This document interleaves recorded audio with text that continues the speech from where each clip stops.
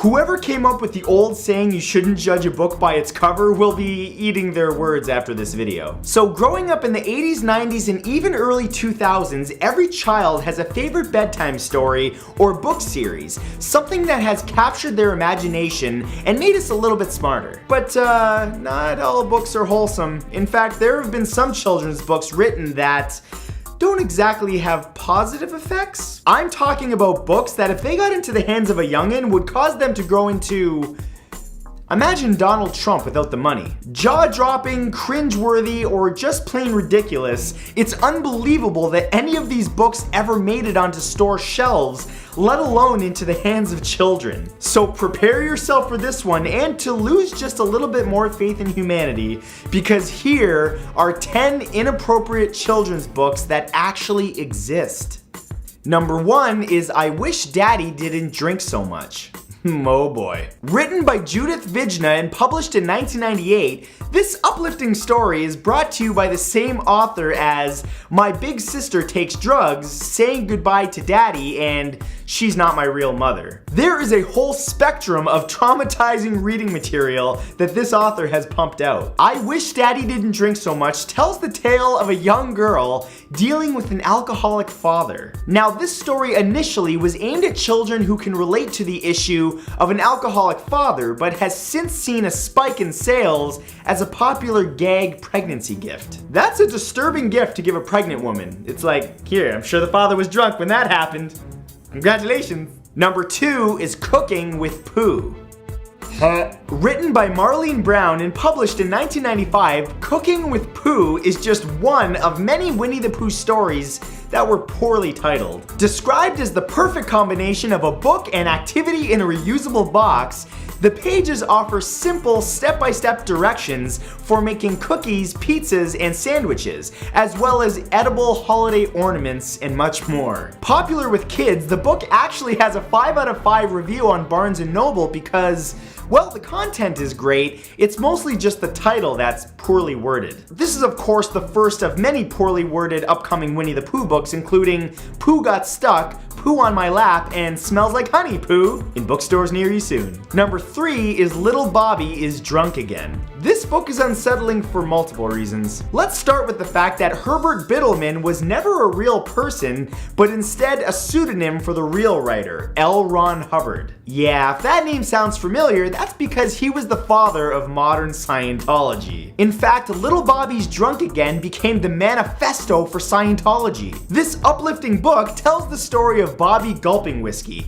who lives in the town of Dumpwater, Florida. When life, school, and the Vietnam War become too much, he becomes an alcoholic, drinking under the sink. More disturbingly, he starts pulling out all of his hair and ripping off his skin in a failed attempt to regain his humanity. He eventually dies and meets his death from alcohol poisoning, big surprise, in an opium den and has to spend eternity licking whipped cream off the hairy back of a myopic potato peeler. Let's just move on. Number 4 is Who Will Toss My Salad? Published by Little Golden Book in the early 90s, this book explores the benefits of eating vegetables and gardening with a young female character. Again, this is a book whose content is actually just fine, but whose title is oh so ill-advised. For those that don't know, and for the young kids watching, earmuffs, tossing the salad is a term for, well, it's a sexual act that involves the butt. This is an excellent example of why every author should be aware of popular slang and not just proper English. This title suggests something really bad that I'm just not gonna get into, especially considering the character in the book. I'm uncomfortable. Number 5 is The Loneliest Hoe in the World. Written by Travis Heaton and published in 2002, this Christmas tale begins with Santa preparing to depart with his reindeer. He congratulates the elves on a job well done by sharing with them some, elf juice, and then he boards his sleigh until coming to the realization that he's forgotten his hose. Christmas isn't Christmas without hose, Santa proclaims. Ain't that the truth? This book was found in a warehouse in northern Finland, and soon it was posted online for sale, where a bidding war began, and any copies available today will cost you a mint. In fact, one is available on Amazon right now for a whopping $4,000. Santa keeping them hoes around. Ooh, Miss Claus gonna be mad. Number 6 is Let's Play Indoors. Written by Juliet Scott Miller and published in 2011, this book is like a pervert manual. It's disturbing. The book is full of a bunch of suggested games which really aren't that appropriate for kids, like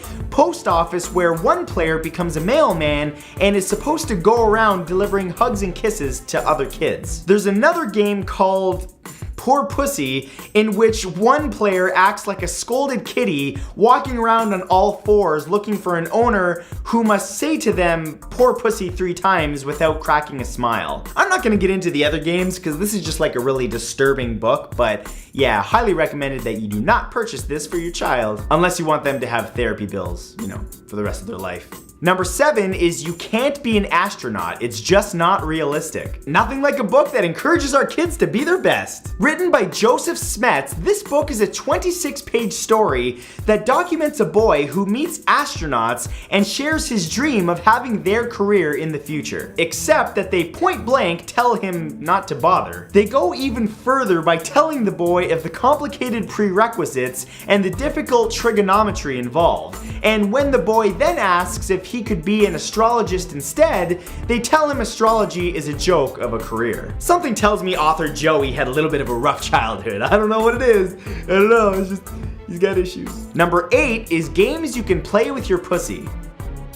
This is the type of book that when you spot it on a shelf, it's hard to pass by without a double take. Written by Ira Alterman, this book has been a popular seller since its release in 1985. Written for kids with cats, the chapters answer all of their burning cat questions like how to feed your pussy, how to eat with your pussy, disciplining your pussy, naming your pussy, and nursing your sick pussy. The book is humorous in nature, of course, and the reviews on Amazon all have 5 stars, so apparently somebody's getting something out of this book. Again though, that title, it's just a little suggestive. Little suggestive.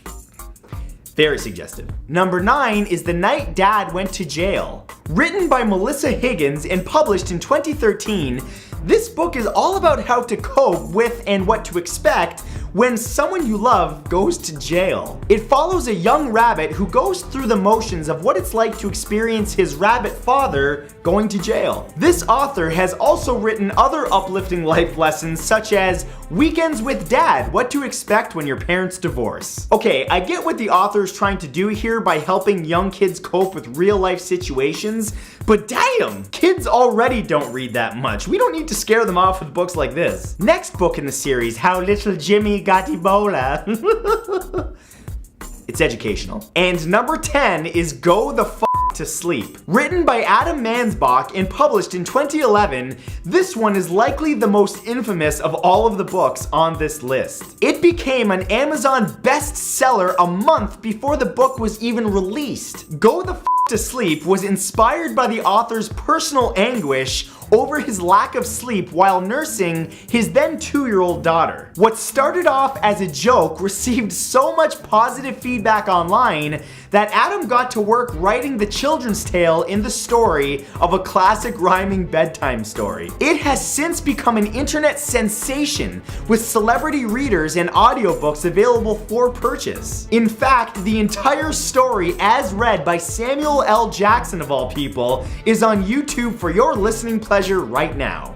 You're welcome. And now you're just a little bit smarter and more horrified. I wanted to remind you guys that you can now watch all of my videos on Watchable.com or by downloading the Watchable mobile app. It's super cool, so make sure you check it out. Also, be sure to press that like button and subscribe to my channel so that you can catch my next video. If you can't wait for my next video, then be sure to check out my vlog channel by clicking the link in the description, and be sure to follow me on Twitter, Snapchat, and Instagram for daily fun. I will see you guys next time. Have a great day.